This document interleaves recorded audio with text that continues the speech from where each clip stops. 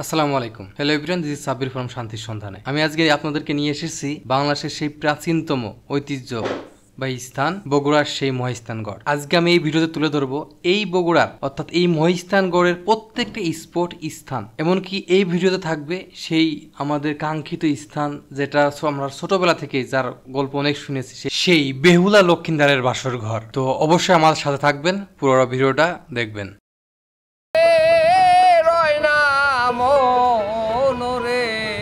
আমি এখানে আসার পরেই দেখতে পাই এক বাউলে গান বলতেছে। তো আমি কিছুক্ষণ গান শুনি, আমরা বিনোদন নিই। তারপর পাশে ছিল অনেক খাবারের দোকান। তো এরপর আমি কিছু সামনের দিকে হেঁটেছি, দেখি অনেক সুন্দর একটা বট গাছ আছে। তো এই বট গাছের পাশ দিয়ে বা আশেপাশে অনেক সন্ন্যাসী তাদেরকে বলে, অর্থাৎ হিন্দুরা ভালো চিনবে। তো ওই সন্ন্যাসীরাই আসলে এখানে বসেছিল। অনেকে অসামাজিক কাজবাজ করতেছিল, যেমন বিড়ি সিগারেট বা অন্যান্য জিনিস খাওয়া দাওয়া করতেছিল এখানে। একটা পিস্তি সে বলছিল, আপনার এই পায়ের এটা কি? আমি বললাম গার্ড। আমি আসছি এখানে, আমরা আসছিল একটার সময় প্রায়। আমরা এখন যাচ্ছি যে এর মেন গেট, যেখানে মেন গেট, সেই গেটটা দেখাবো আমি। এটাই মূলত সেই প্রবেশের গেট, সেই গেট, সেই গেট ছিল এটা।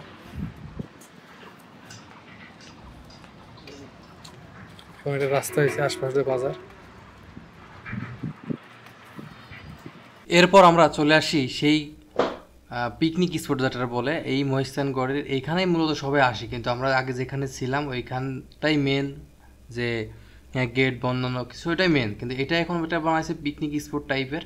এখানে একটা পার্কের মতো তৈরি করছে। এটা কিন্তু ওইটারই একটা অংশ। এটা একটা সাইডে এভাবে ওরাই একটা গেট সিস্টেম করে এটা এখানে ওরা সিঁড়ি দিয়ে উপরে ওঠার জন্য একটা সিঁড়ি তৈরি করছে। তো এখানে আসলে ঢুকতে ওরা টিকিট নিছে। তো এই টিকিটের মাধ্যমে লোকজনকে ঢুকাইছে। কিন্তু এখানে কিন্তু আসলে এখান থেকে আমরা আগে যেখানে ছিলাম ওইটা হলো মেন জায়গা, এবং ওইখানে অনেক কিছু আছে। কিন্তু এইখানে ওরা তারা সংরক্ষণ করে এই জায়গাগুলো তো পার্কের মতো তৈরি করছে আর কি। আর এখন বর্তমানে যেখানে আছে এটা আরেকটা মানে ধ্বংসস্তূপ, যেটা এখনো সংরক্ষণের কাজ চলতেছে। এখানে কিছু লোক ছিল যারা খুঁড়তেছে, এখানে খুঁড়ে এইটাই বের করতেছে আবার। আসলে অনেকটাই মাটির নিচে আছে, যেটা এখনো আবিষ্কার হয়নি, এখানে আবিষ্কার করার চেষ্টা করতেছে। এটাই সেই মহিস্থানগড়ের মেন প্যালেস। তো এখানে ঢুকতে হলে আপনাদের মানুষ প্রতি জন 20 টাকা করে নিচ্ছে, এবং বাইক পার্কিংয়ের জন্য 30 টাকা করে নিচ্ছে। তো এখানে আরও যে প্লেসগুলো আছে আমরা সেখানে যাচ্ছি, টিকিট কেটে ঢুকলাম মাত্রই। এই প্লেসটা দেখতে প্রায় চীনে সে মহাপ্রিয়া সিরের মতো। এখান থেকে 2-3টা ঘোড়া হাঁটতে যেতে পারবে।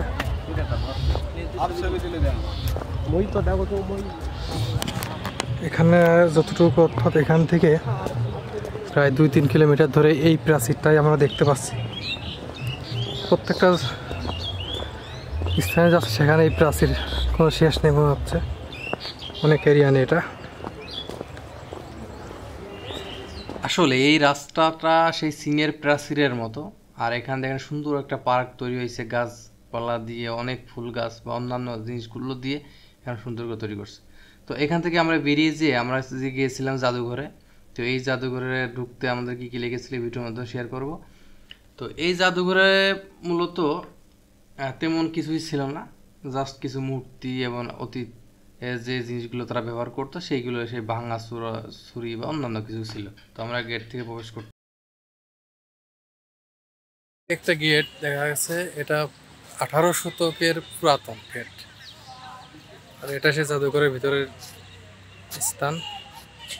তো এখন যে ভিডিওগুলো দেখতেন সবই ফোনে ধারণ করা, কারণ এখানে আমাদের ক্যামেরা নিয়ে ঢুকতে দেয়নি, অর্থাৎ ক্যামেরা ওপেন করতে দেয়নি। ক্যামেরা নিয়ে ঢুকতে দিয়েছে কিন্তু ক্যামেরাটা ওপেন করতে নিষেধ করছে বারবার, মানে ক্যামেরা দিয়ে আমি ভিডিও করতে পারবো না। তো এটা ছিল সেই জাদুঘরের বাইরের পার্ট। তো এই জাদুঘরের ভিতরে ঢুকতে দেয় নাই আমাদের জাদুঘরের ভিতরে ফোনও বের করা যাবে না, আপনি ছবিও তুলতে পারবেন না। তো এর আগে যে ম্যাপগুলো ছিল, যে আপনি এখানে বা এই মহিস্থানগড়ের যত এরিয়া আছে এই এরিয়ার প্রত্যেকটা জায়গায় কার কোথায় বাড়ি ছিল, কোন জায়গায় কে ছিল, কারা কারা এখানে বসবাস করতো, অল ডিটেলস। আর এই জাদুঘর থেকে বেরিয়েই এখানে আরেকটা লোকের বাসা ছিল অনেক আগের, গোবিন্দ ভিটা যেটা বলে, এর একজন জাদুঘরের সামনাসামনি। তো এখানে গেলে আপনি দেখতে পারবেন। এরপরে আমরা চলে গিয়েছিলাম সেই বাসর ঘরে। এই বাসর ঘরটি মহিস্থানগড়ের যে মেন জায়গা থেকে প্রায় 10 থেকে 15 কিলোমিটার দূরে।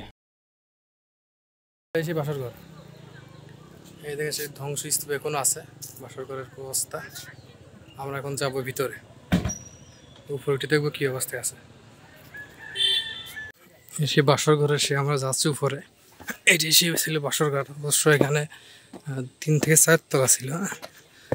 যখন ধ্বংস হয়ে গেছে তখন একবার সবই ধ্বংস হয়ে গেছে।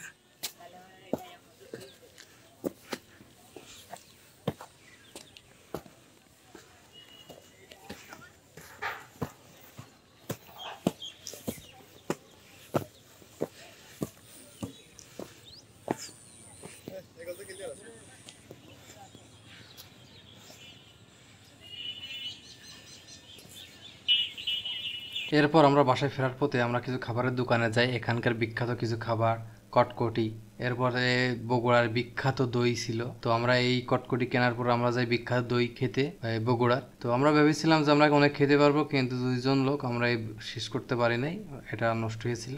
তো এইভাবে আমরা আসলে ফিরে আসি আমাদের গন্তব্যস্থান। তো ভিডিওটা ভালো লাগলে অবশ্যই লাইক করবেন, শেয়ার করবেন এবং ভিডিওর নিচে কমেন্ট করবেন পরবর্তীতে কোন জায়গায় যেতে পারি। আর কে কোথা থেকে দেখছেন অবশ্যই কমেন্টে জানাবেন, নেক্সট ভিডিওতে আপনাদের নাম উল্লেখ করা হবে।